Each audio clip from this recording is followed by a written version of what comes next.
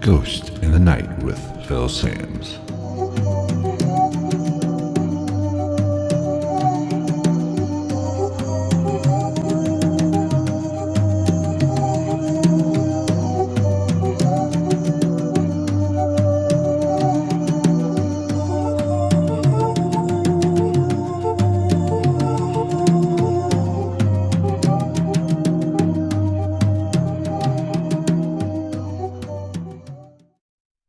What's going on, everybody? Welcome to episode 12 of Ghost in the Night, a hauntings and paranormal podcast. I am Phil Sams. Thank you so much for joining us. Today we got a special interview with Melissa Cummins. She is the host of a new podcast called A Haunted Ride. We talk about a wide variety of topics, and the podcast went a little bit longer than I liked, but it was well worth it. We talk about her abilities as a medium. We talk about why she wanted to start a podcast, and she really wants to help people and build a community. And I think it's a great thing, and I want to help her build that community so she can help anybody that needs it. She wants to share their stories on her podcast, similar to me, and I think it's a great thing, and I really want to help her out, and I really enjoy talking to her. We talked everything about her abilities as an empath and a medium, to how a house can amplify existing issues in a person, which listening to her podcast brought me to that conclusion. I mean, that's just the one thing I took away. Some of the issues in my life might have been amplified by the fact that I lived in a house with activity. So I really think you're going to enjoy the podcast. Don't forget to subscribe to my YouTube channel, subscribe to the podcast, leave us a comment. Let us know how we're doing, what you think. If you have a story you want to tell, I will be more than happy to share it on my podcast. Let's go ahead and check out the conversation I had with Melissa. Welcome to Ghost in the Nights, a hauntings and paranormal podcast. Today we have a special guest. We have Melissa Cummins, a podcast host, and her podcast is called The Haunted Ride. Melissa, thank you so much for being on the podcast today. Thank you so much for having me. Oh, it's a pleasure. It's a pleasure. I always enjoy talking to people who have pretty much the same interests that I have and have expressed an interest in coming on the show and sharing their story. Yeah. Okay, so let's kind of get into what actually prompted you to start the podcast. Go ahead and explain to the listeners your experiences with starting a podcast and why you wanted to do it. So I had supernatural experiences since I was a kid. I lived in a haunted house. It spread out from that to not just the house was haunted, but I seem to be a haunted person where I can talk with spirits talk with me. If I happen to be a haunted location, and they will come right out to me right away. It's not they don't hide from me, and I don't seem to be able to hide from them. So the supernatural has just been a really big part of my life. And I tried to sort of hide from it a little bit. I was really cautious with it. And finally, I just accepted the fact that this is my life and this is what's going to happen in my life. And I decided to do something about it and try to open up a platform for people to share their stories with me. And so I started the podcast in October. It's so new, a little newbie. But I share my experiences on there, and I look for people to share their experiences too, because the supernatural it can be scary. And unless you share those experiences and you have someone to talk to, you're kind of running blind. Right. And that is, people, really, they want to talk about this stuff, but they're afraid to, talk about because, the weird looks or the judgment that is placed on them. And it's hard to get people to open up, because I've had people kind of look at me funny when I talk about my experiences, and I'm sure you have as well, especially, for people who aren't familiar with you. You do have some special abilities. You are an empath. You can sense them, and you're also a medium. You can actually physically see a spirit around you. And I imagine when people kind of hear that, they kind of go, uh-oh, cuckoo, I'm going to go right, So what have been kind of your experiences with people accepting your ability, and have you had any negative, experiences, or people kind of really kind of look at you crazy and say you're wacko? Yeah, my parents. Oh, that's always good. Yeah, I mean, my mom, it was my mom, my grandma, and I always think somehow my grandmother was at least sensitive to the spirits. I don't really know if she was psychic, but I know that she knew something was there. And I think my mom, in her own little underlying way, knew something was there. But my mom was this is a no-no. I don't want anything to do with it. I don't want you to have anything to do with it. And I'm just going to ignore it. And if I ignore it, it's not there. So then when I started telling her, well, I'm seeing this experience, this is touching me, this is happening, I've got bruises or this or that, she just denied the whole thing. She denied the whole thing. She ignored the whole thing. She would tell me that she even told me I was being nuts one day. So I learned very quickly to not open up about those things, which made it even harder because I'm growing up in this situation. I don't believe it. There were periods of time where I even thought I was crazy. If you hear voices at 11 o'clock at night, I mean, back then, all the movies, what did they say? You hear voices, schizophrenia was a big thing, and they're making it seem like if you have this one little thing, everything's wrong with you. Everything's bad with you. You're not going to go to mental hospital, whatever. And I got really scared. I thought there was something really wrong with me, and it took me, I was lucky where the haunting shows started coming out, A Haunting, My Haunted House, those things, and I would watch them, and I clung to the show so much because when people would share their experiences, I was like, oh my God, that's what's happening. That's what happens. Right. And wait, like, this is normal? Like, this actually happens to people? Mm-hmm. That was the first time I ever felt like I wasn't nuts. Right. Yeah. I mean, that's the one good thing about kind of the paranormal nowadays, since, 2004, it's been pretty much, it's been on television, nonstop pretty much every week since that time. And it's kind of, I don't want to say it's kind of lightened the mood around paranormal or made it more acceptable, but you really get the sense that there are you're not the only one having issues. To where when I was a kid, I was fortunate enough for my family was somewhat,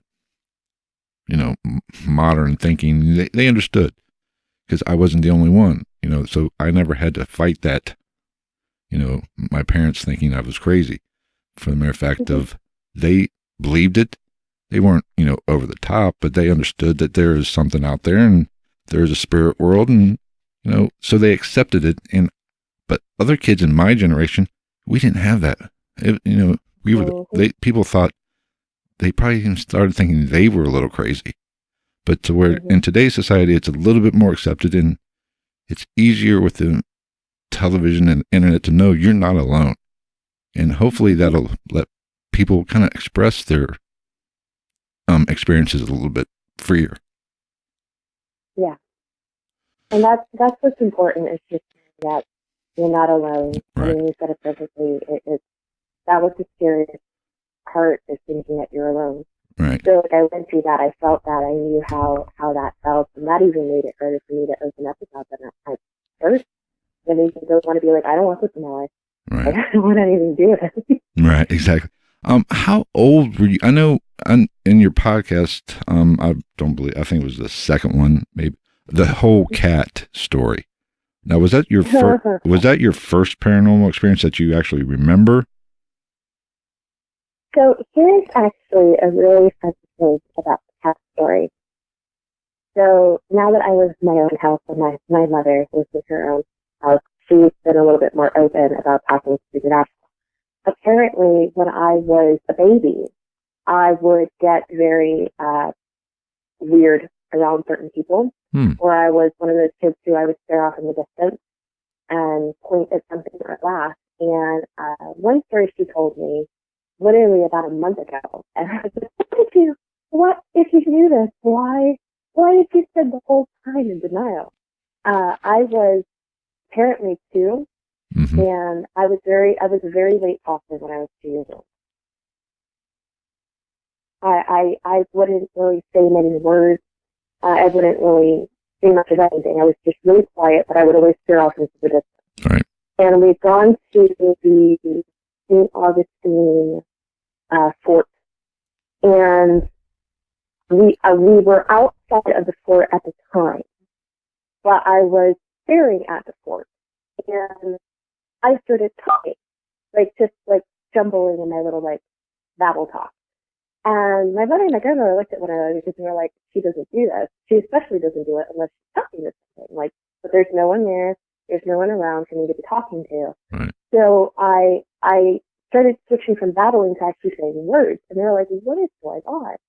And so I think my grandmother, who obviously was way more in tune, said to me, who are you talking to? And I said, the man. And she's like, honey, that man. I said, he's right, he's there. And I was pointing.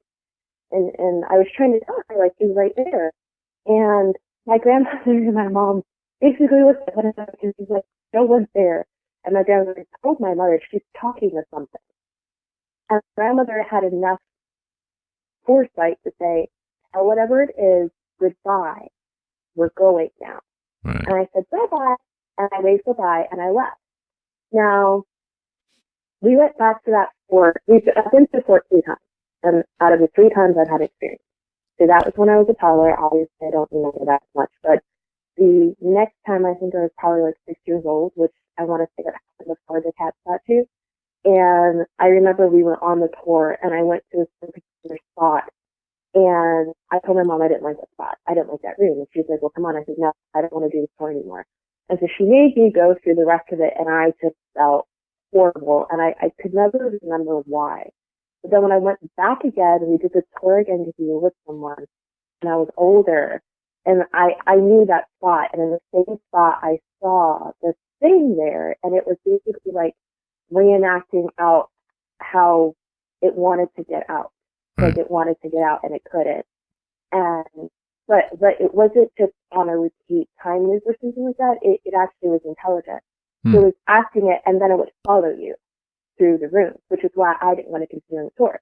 So at this point, I was lucky enough to be old enough to say, no, I'm not going. You guys have fun. I'll be out here.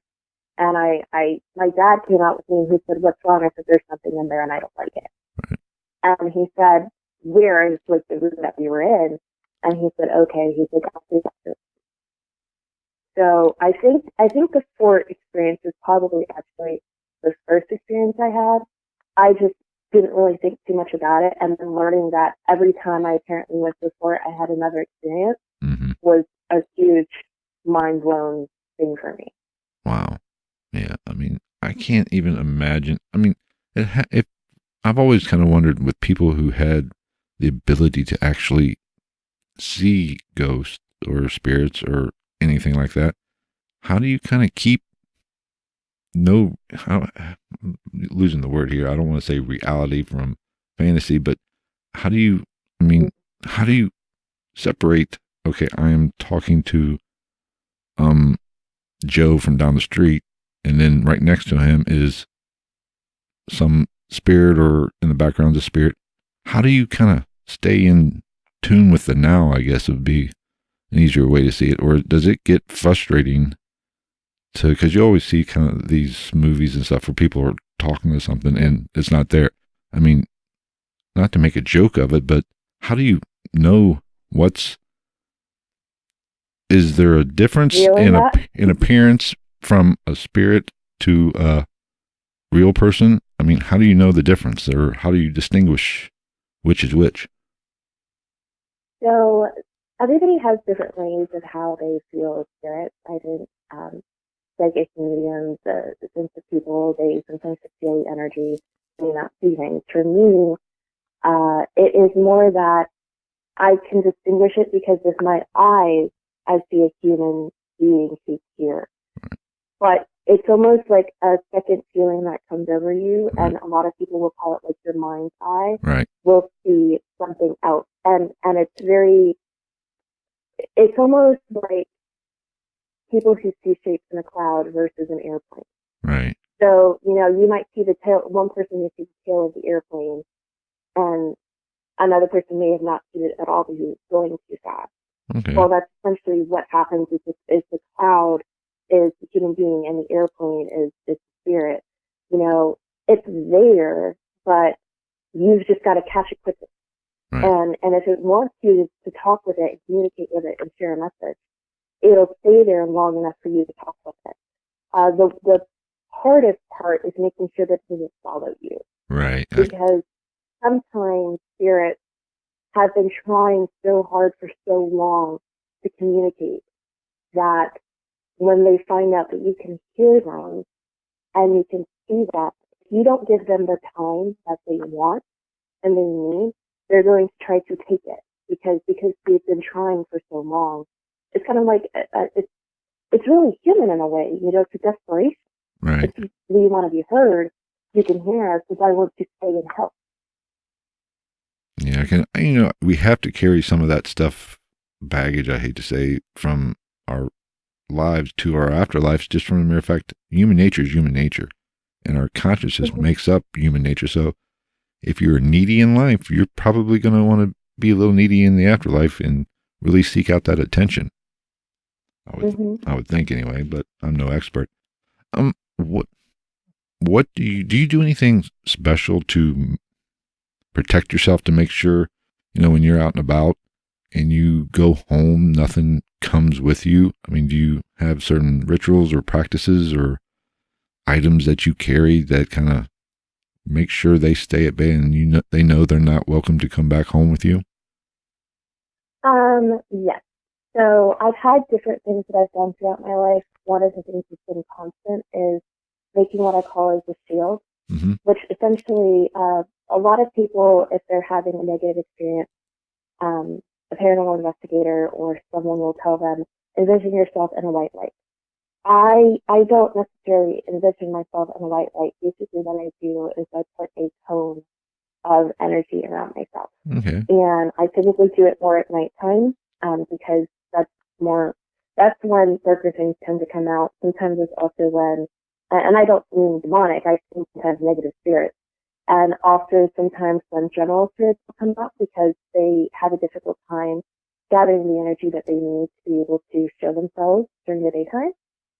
It's a little bit harder in my personal experience for them to be able to show themselves in daytime. If they can show themselves in the daytime, they're stronger. Right. Okay. So it's important to do it at nighttime, and it's also important to do it if you're a medium and you're going to bed, because subconsciously you're still sort of around, and sometimes spirits will try to get to you at that point and try to talk to you at that point, and that's how you have dreams and different meanings and different things like that. So I just position myself surrounded by energy, which is my own energy, and I allow nothing to pass that energy field.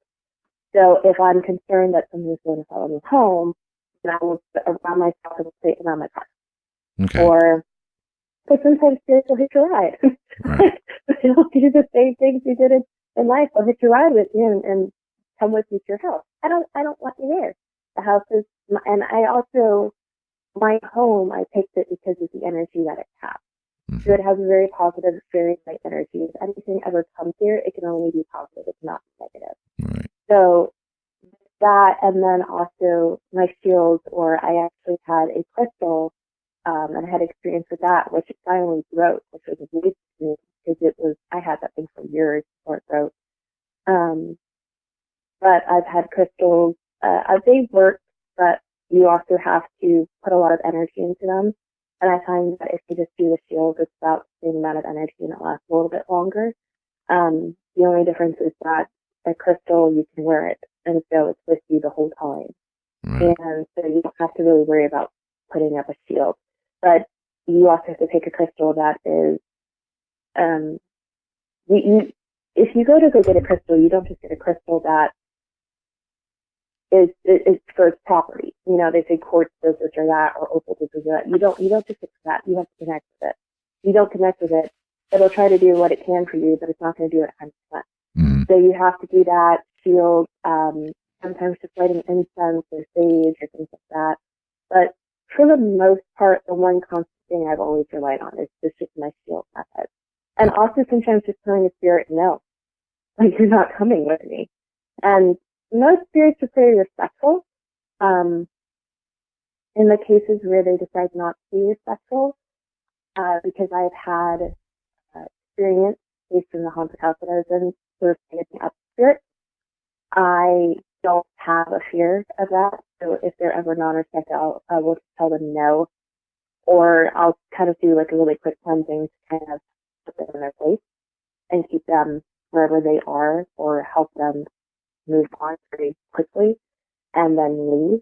But no, I refuse to let anything come back with me. Although I have had one spirit try, and she tried very hard. Really? And that was a very dangerous experience. Now, how old were you when you learned to kind of protect yourself and build this shield? And who kind of pointed you in the right direction, or is it just something you kind of read up on and figured out yourself? So my grandmother would do cleansing weekly in the house, and she taught me a lot about. She had her own specific rituals, that she would perform, and she taught those to me, and she would explain to me why. She also taught me tarot cards, divination tools, and things like that. So she sort of tried to set me up as best she could to protect me. With the shield, it was, I guess I just figured out that, the whole light, envisioning yourself in light, I tried it, and I didn't feel like it worked 100% for me, because I felt like I had such a big light. That was what was attracting them to me. So I just said, okay, what can I do to dim it? And I was like, I know that I can't dim it myself, but if I could kind of hide it a little bit, then perhaps it was essentially act as a protection tool. And that's what the shield became, was just hiding myself slightly. So yes, outside of that bubble, you can see me, I can see you, I can talk to you, but you can't get to me. You can't hit your ride, you can't hurt me, you can't do anything like that. Like that's my force field. And I've been doing it so long that it's very, very strong. I've had a couple of people who are sensitive, and I think I was at school one day and something was going on, and this person was standing really, really, really far back from me. And I was like, why are you all the way over there? And it's because your shield won't let me get any closer to you.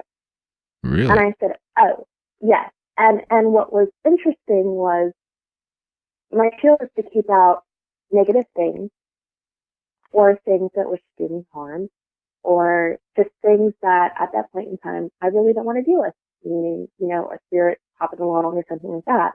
It's all based on spirituality, and also just trying to protect and defend myself as best as I can, no matter what's going on. What was strange was, at that point in time, the woman who said this to me, she was coming to give me some bad news.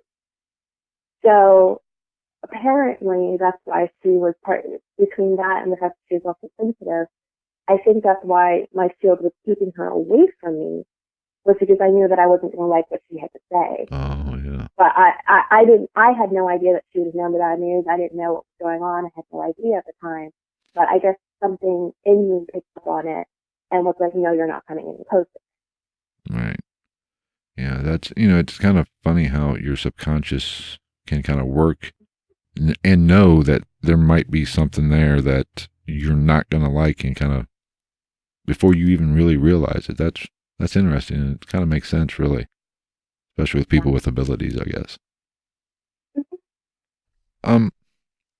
Have you had any, like, I don't want to say, have you come across some really, really horrible spirits in your? Oh yeah.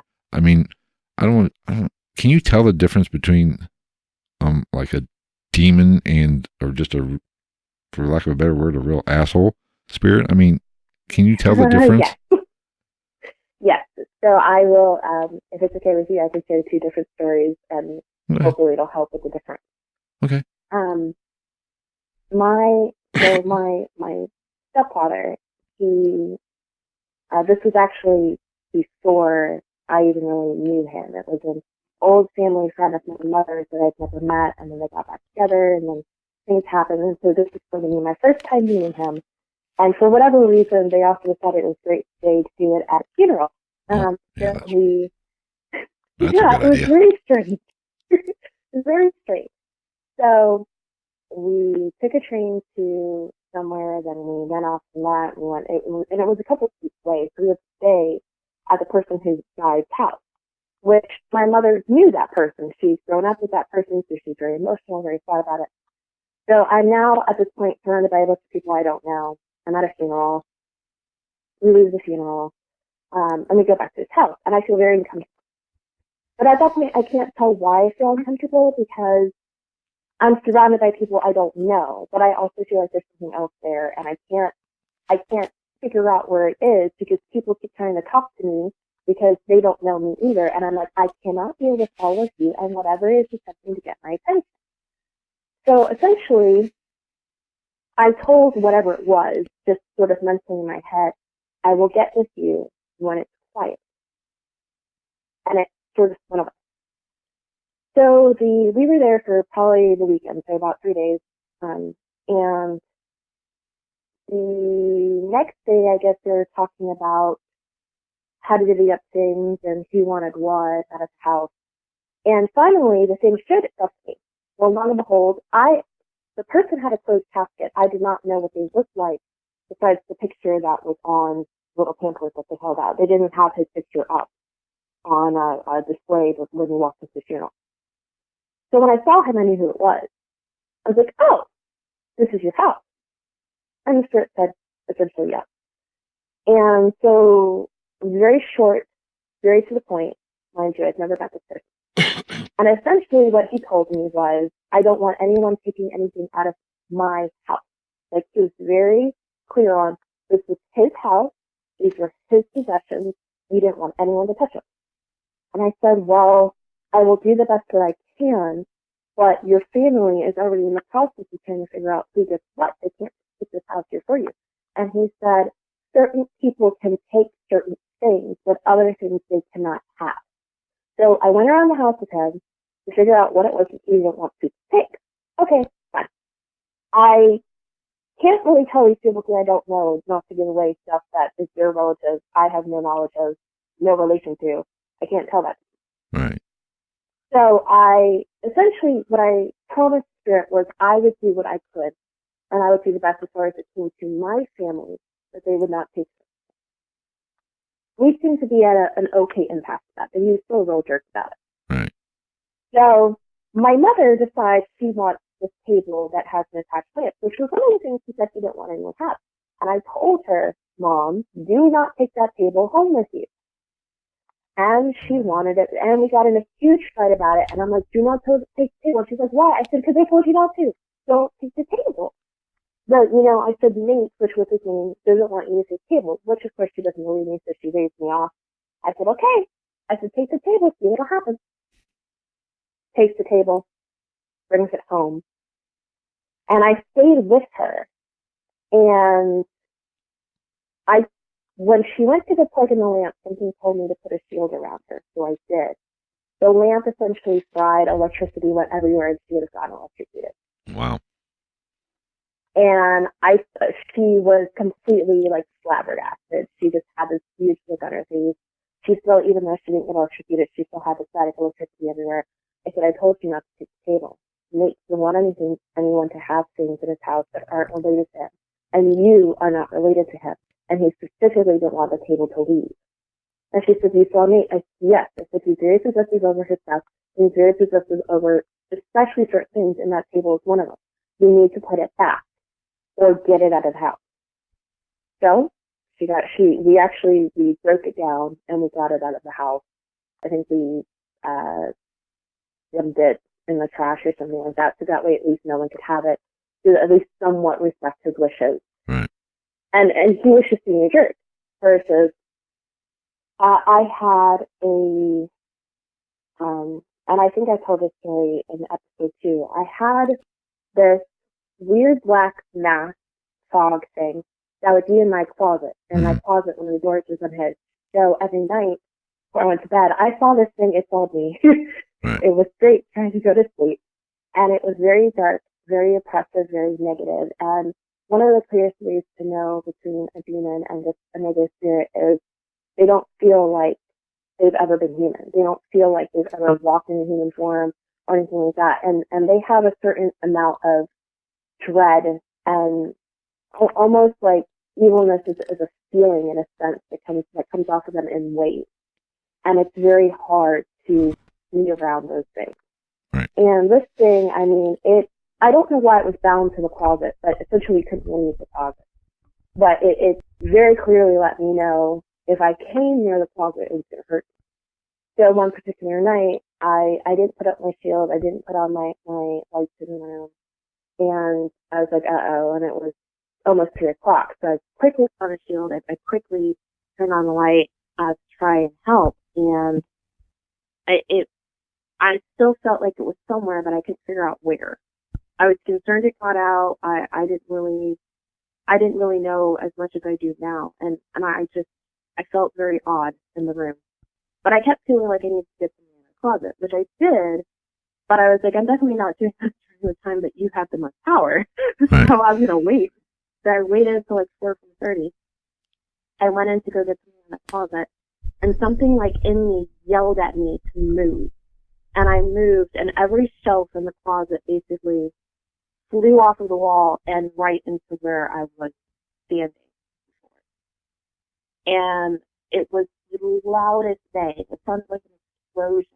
And it was actually every shelf like was pulled out of the wall and basically toppled in that one spot. And if I would have stayed there any longer, I would have been underneath that. And some of the things were, they dropped a whole bunch of stuff, and some shelves did have heavy stuff on them, yes, but those shelves had been up there for years. So it wasn't like it was too heavy for them to come out, or it was too heavy to force them to fall, or all 3 of them, much less. It didn't make any sense. So that situation, a negative spirit is going to act big and bad. It's going to act like an asshole. It's going to do everything it can to bother you until you give it what it wants. But it also has certain limitations. Right. So, like, yes, it can hurt you. But it has a boundary. Sort of like everybody has, like, a boundary that they don't cross. And so a negative spirit is still somewhat human. And it has a boundary for itself personally that it will not cross. A demon does not have that. They will do anything they can. They will manipulate you any way they can. Any way they can take power from you, they will. And they just feel evil. Like, extremely evil. A lot of people talk about how a demon will represent a child. I mean, have you found that do you have to really, if you see or feel a entity that is younger, can you tell the difference whether it is a demon trying to represent or be a child to trick a human? Or do you even have a issue with trying to decipher the two?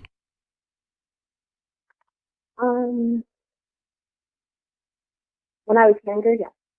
That I'm older now. It's kind of the same thing. If you're a little sensitive, you'll pick up on the spirit, or you may be able to see the spirit. But I kind of like to think of sensitivity as a reach. So if you're kind of more closer to like 5 or 2, something like that, you'll be able to see it. And no matter what sensitivity level you are, I do feel like powerful spirits are able to show themselves to whoever they want to, whenever they want to, right, if they're powerful enough. And if you put yourself in that situation, meaning you're in the same location as the spirit, you can be a 0 or, a negative 0.1. And if the spirit wants you to know it's there, they'll figure out a way to do it, even if it's knocking stuff off of a shelf. You can't see it, but it did something to get your attention to make you go, oh, not. But if you're closer to like 90,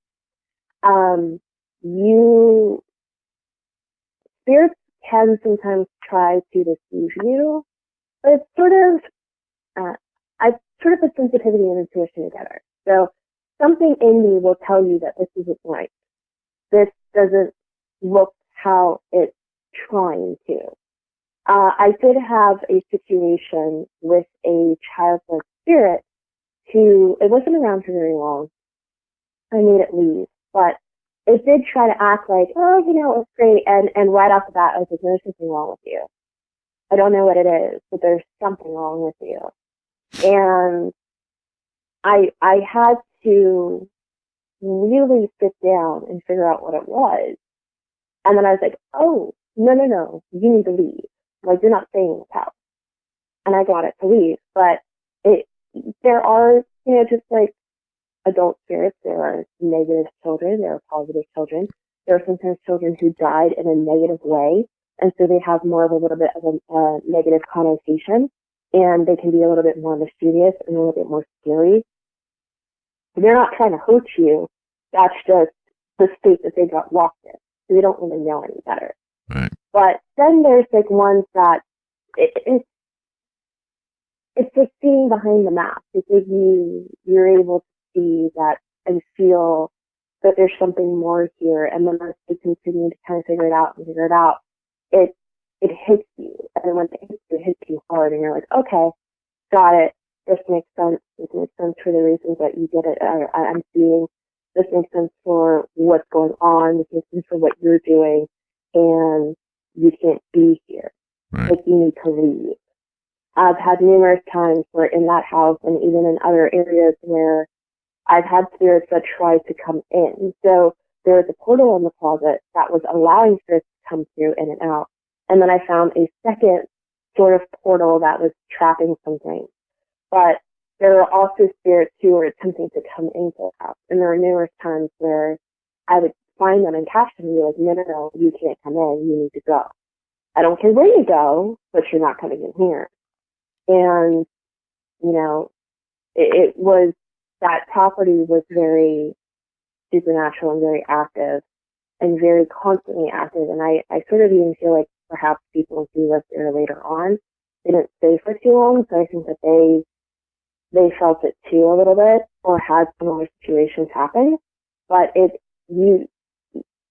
depending on your sensitivity level, basically to answer your question, yes, you should be able to defer whether this child is a child or it is something else. Right. The same way that, like, if you meet someone, sometimes your spirit says this person is okay, and other times your spirit says it's not. If your spirit says it's not, you don't deal with that person. Now, it doesn't mean you don't have to be cordial or polite or, have manners and respect towards a person because they're a human being, but you still have a boundary up. And it's the same thing spiritually. You'll have a boundary up because there's something not right. Right. That's fascinating. I've always, because somebody like me who I don't think I have any kind of ability, and, it'd be hard to, because I've had some experiences where, some children were kind of coming through on, some kind of device, or they were representing, and, it's almost impossible for me to kind of distinguish the two, and I almost have to come to the conclusion that when it's a child, or it seems like a child is trying to interact with you, I almost have to kind of just assume the worst from the get go, because I can't really, you do get I've always felt that, you get a heavy feeling, and your gut, your intuition will tell you. You have to rely on your gut, essentially. And if you think it's going, it's misrepresenting itself, then just go ahead and run with it, and, try to calm down the situation or get away from the situation as quick as possible.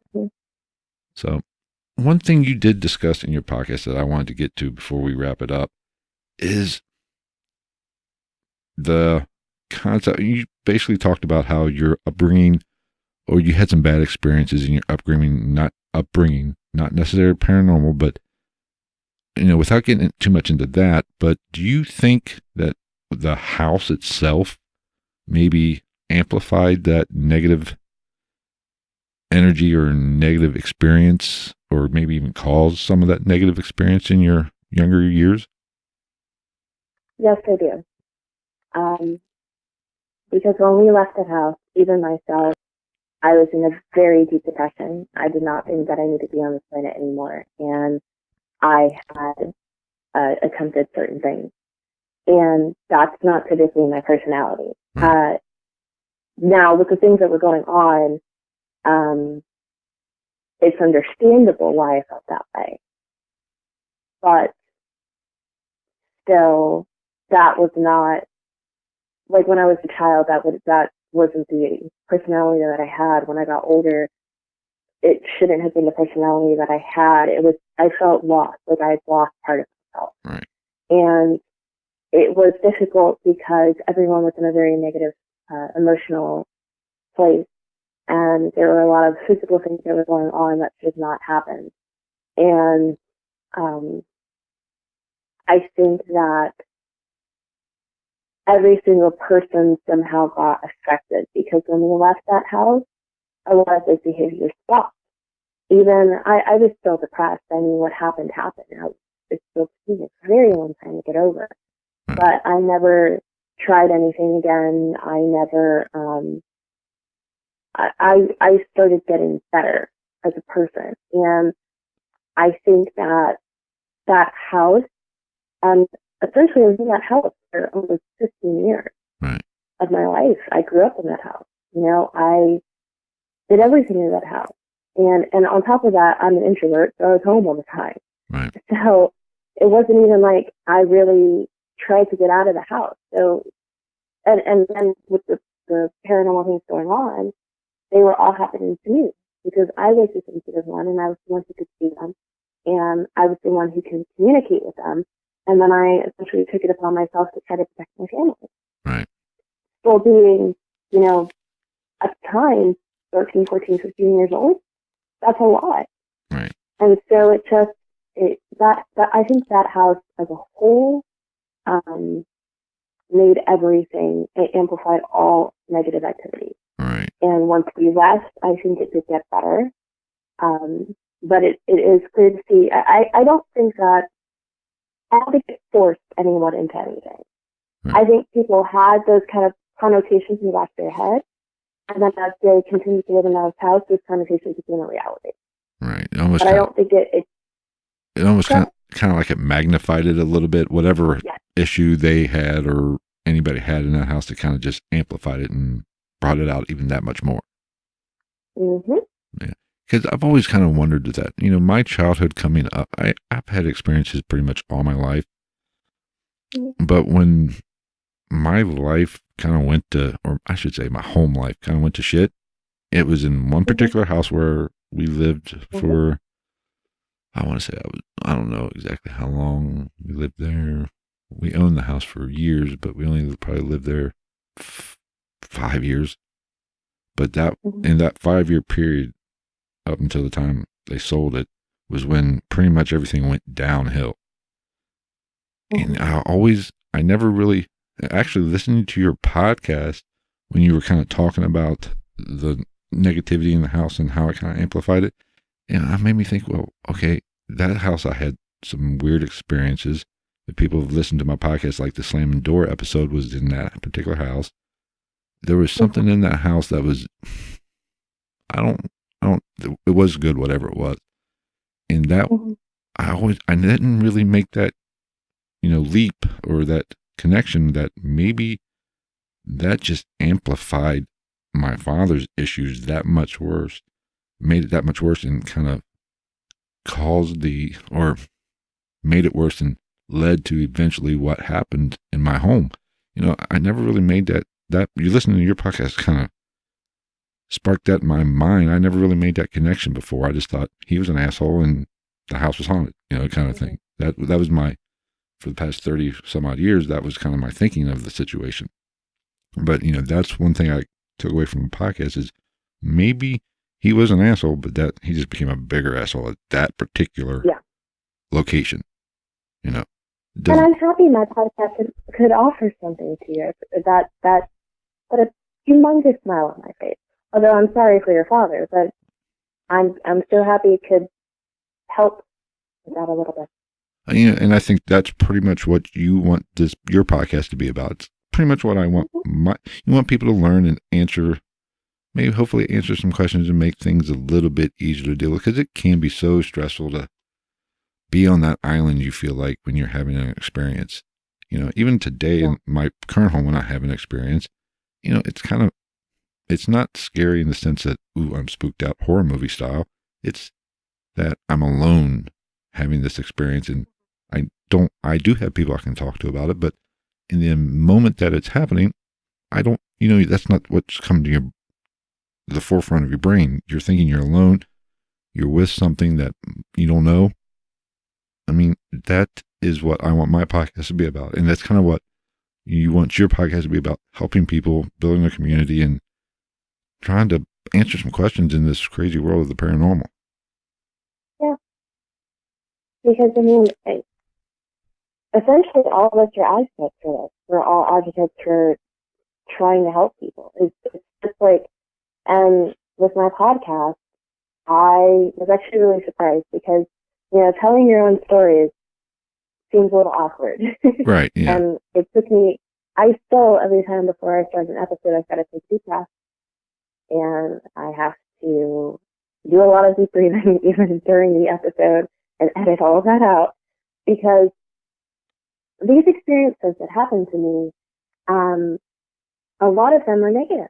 Right. I mean, yeah, I had a handful of positive experiences, but we had a portal in the closet, and then I found a mirror portal in another one. So there wasn't good spirits don't use those.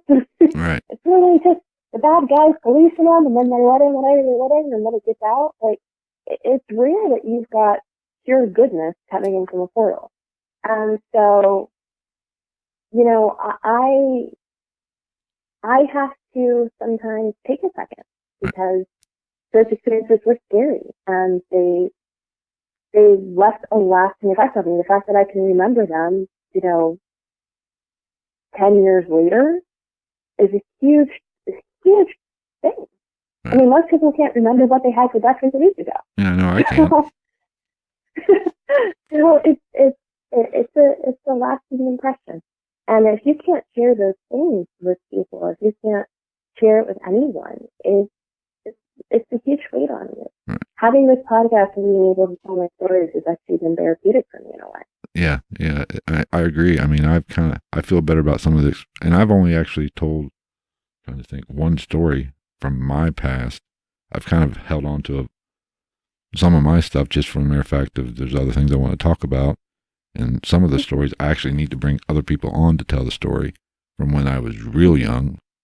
So I kind of haven't really shared a lot of my experiences. I just kind of shared the one just for the mere fact it was probably the most terrifying one that I had up to my, even up to that point and even up to this point in my life. I've never been scared like I was in that particular story, but it's weird sharing your stories to, essentially when you're doing a podcast, sharing it to yourself, into a microphone or into the computer, however you do it, it's kind of awkward. And I know my podcast, especially when I share my story, that one episode where I shared my story, I think it was a 30-minute podcast, maybe 20-minute podcast, somewhere in that range. It took like an hour and a half to do, just to kind of record it, because, I didn't know what to say, because what I remember it as how it remembered happening.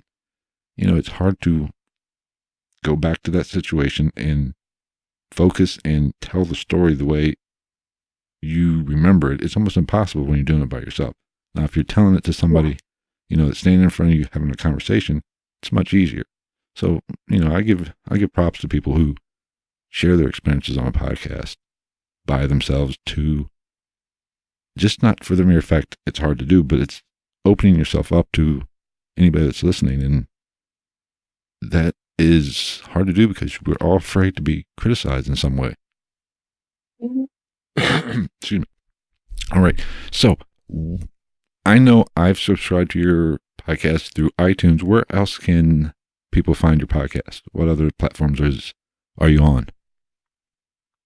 We are on iTunes, Spotify, Stitcher, Google Music.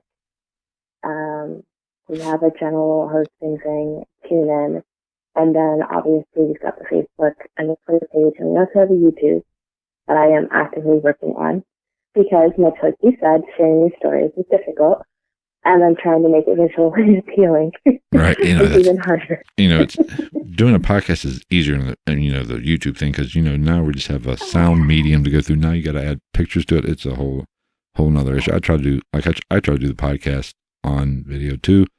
And it's a nightmare. That's why I run a week behind on the videos from the podcast. The last Tuesday's episode still isn't even up on YouTube yet because, it's just a pain in the ass to get done. So if you haven't subscribed to her podcast, you can find it on The Haunted Ride. Go check it out. Subscribe to it. Give her some love. And be sure to interact and tell her your ghost stories if you have any experiences you want to share. I know you can go through what's the name of your website? thehauntedride.com, and there is a send us your ghost story link. Or you can even email thehauntedride@gmail.com and we'll get it on the show. All righty. Thank you so much, Melissa, for being on the podcast. I hope people get in touch with you to share their story just for the mere fact that it makes people feel better to talk about it, essentially. And any help that you can give, I'm sure they'll appreciate it, and you will have a fan for life. Thank you so much for being on the podcast. Thank you for having me. Have a great one. You too. All right. There you have it. That was my conversation with Melissa. I really enjoyed the time. Thank you for sticking around and listening to the whole podcast. Be sure to look for the video version of the podcast on YouTube. Don't forget, you can follow me on Twitter at @night_ghost. You can follow us on our Instagram page at ghost_night_podcast. And always there's a Facebook at Ghost in the Night Podcast. Until next week, thanks for sticking around. Thank you for showing me your support by listening to this podcast, by subscribing to the YouTube channel. This is why we do it, to help people like yourselves that have issues with paranormal and who are just interested in the paranormal. So until next week, we'll talk to you later. Take care.